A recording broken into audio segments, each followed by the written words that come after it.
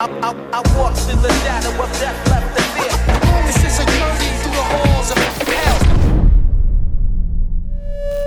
Yes people, what is good? I am BA and today I want to talk about the TV series Peaky Blinders. Man, this one has been on my back burner for many years. I heard about this when it first came out, but it sort of was around the time. So Peaky Blinders was maybe at season 3 and I just started my reaction channel. And quite a few people would mention it here and there for polls and I had to hold off watching it just in case it won a poll for me to react to in future. It sucks having to react to things and holding off shows that everyone around you is telling you need to watch, but you cannot watch. But yeah, for the time being, I'll be honest with you guys, I'm in two minds about reactions because some of these reviews get, twice as many views as a reaction, and these reviews only take an hour and a half of my time to fully complete, from recording the audio to mixing the video, whereas these reactions take multiple hours every single day just to cram out 2 a week. And it's not something that I was ever opposed to doing, and I was always happy to do. But when I look at the actual lifetime I was spending, and now the actual lifetime I'm spending doing reviews, and how much it frees up my time, and whether it's worth it or not corresponding to views, I just feel like I still want to be doing something. And YouTube's very strange just now. AI channels are popping up all the time, reducing views of legitimate channels such as myself, and you can see there was a day, if you go back through my videos, there was a day when the algorithm decided to never recommend me as much again. And I've not wanted to give in, but at the same time, it's just poor time management if I was to still do the reactions. Does that make sense? I don't not want to do them, but I also cannot sacrifice 6 hours of my day for a video that may get half the views of something that I can record in an hour. It's just not worth it. I've got so many things I want to do in life, guys. And if the views hadn't changed or improved, I wouldn't have, but they have decreased. And again, as I said, you can go through my channel and find the day that happened. So all that being said though, now I'm recording reviews, I'm free to react to all these things that I had to put on the back burner just in case I was going to react to them. And Peaky Blinders was the very top of my list, so over the last month I have watched the entire show and I absolutely loved it. If you've not seen it, it stars Cillian Murphy as the leader of a Birmingham razor gang in the 1910s, and we follow them through the 1920s into the 1930s over the course of 6 seasons. And it's a really interesting time period to start the show in, because all these guys are back from World War I, many of them never returned the same, they've all got shell shocked, they've all seen their friends die, life and death have complete different meanings to this generation of man who's returned from such horrible conditions. And yeah, now they return back to their hometown and they think, fuck this, we're going to take what's ours, we've been to hell and back, these people aren't going to tell us we're not allowed a loaf of bread. And thus they segued into criminal gangs, which is what happened for a lot of people who came back from World War I, from the mafia to every other country. These people were sought after in criminal organisations because they were military trained. And the first few seasons is just about the Peaky Blinders slowly establishing themselves in their city, building up their networks, building up their money, increasing their notoriety, getting into new hustles, and we get to see them expand and grow and become more powerful. And some of the best episodes are in those early seasons. But to make sure that the character of Thomas Shelby, who is Cillian Murphy, doesn't stagnate, he does actually go on a crazy journey through this show, and that his criminal power ends up getting him a political position in Birmingham,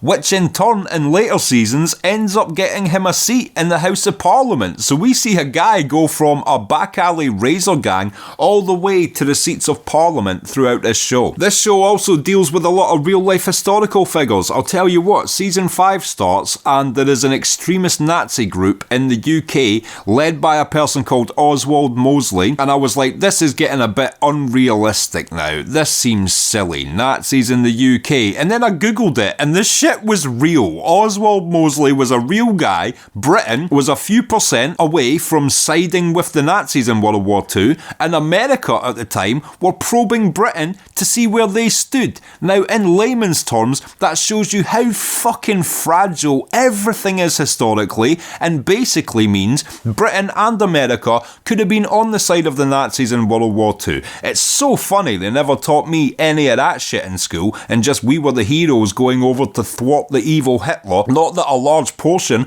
of the own countries we occupy were trying to fucking make us align with a dude. Holy shit! So yeah, this show taught me a lot about history as well. I also love the style of the show. They constantly try and clash the prestige the Peaky Blinders have attained with the muddy surroundings which they grew up in. There's lots of slow motion shots of them walking through the muddy cobblestone streets they grew up in, but wearing their pristine suits with gold pocket watches and just looking like they do not belong in that period. But they're still walking through those streets because they own them. They truly own them. That is their area and they walk it daily. You see so many shots of them just walking about the neighbourhoods they grew up in. And I mean the supporting cast, I haven't even started yet, but the first antagonist you get is Sam Neill, who's obviously the star of Jurassic Park.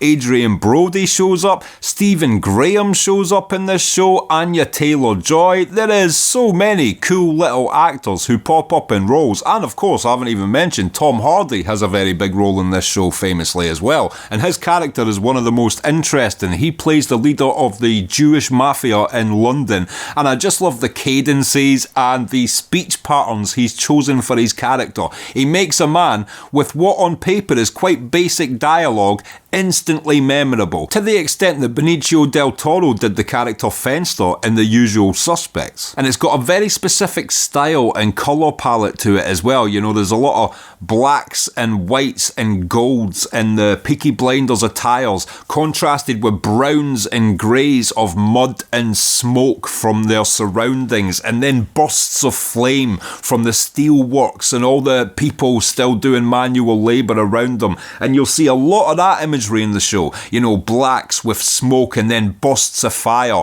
as they're walking through the street in their pristine tuxedos. It's very stylistically specific, but it gives it a really unique tone throughout every season, and they maintain that tone. Another thing I really love about this show is it almost works as the companion piece to Boardwalk Empire. They are both set in the same time. One is set in Atlantic City, one is set in the UK, and now in my mind forever it will be Thomas Shelby who was sending the alcohol barrels over to America to sell them during the Prohibition era, just because that's what happens in this show, and obviously in Boardwalk Empire they're receiving the barrels. I feel like I've just put two pieces of the same story together after all these years. And there is more on the horizon for this intellectual property. Stephen Knight, the writer and director, is currently writing and directing the Peaky Blinders movie, which again stars Cillian Murphy, and I've heard he is also in the pre-production stages of our reboot show, which is now set in the 50s, and we will continue to follow the Shelby family after the Second World War. And I only finished the show this week, so I'm still suffering a bit of Peaky Blinders withdrawal, so to know that they have these things coming up soon, I can't wait, and it's almost as if I chose the perfect time to watch the TV series, because I don't have to wait 5 years for the movie, and I also don't have to wait, 2 months. It'll be a little year, I'll be looking forward to it, I'll understand everything that's going on going into it, and I hopefully will love it as much as I did the TV series. The last thing I want to end this review with is,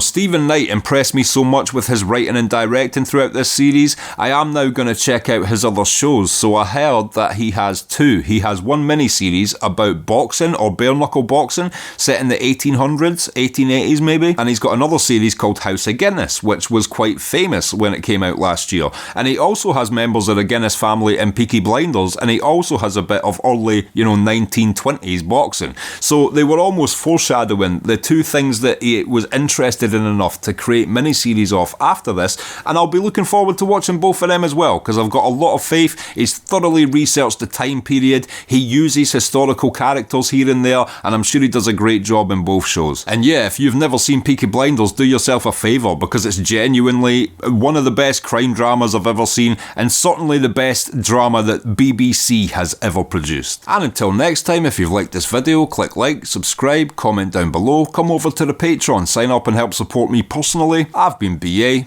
peace.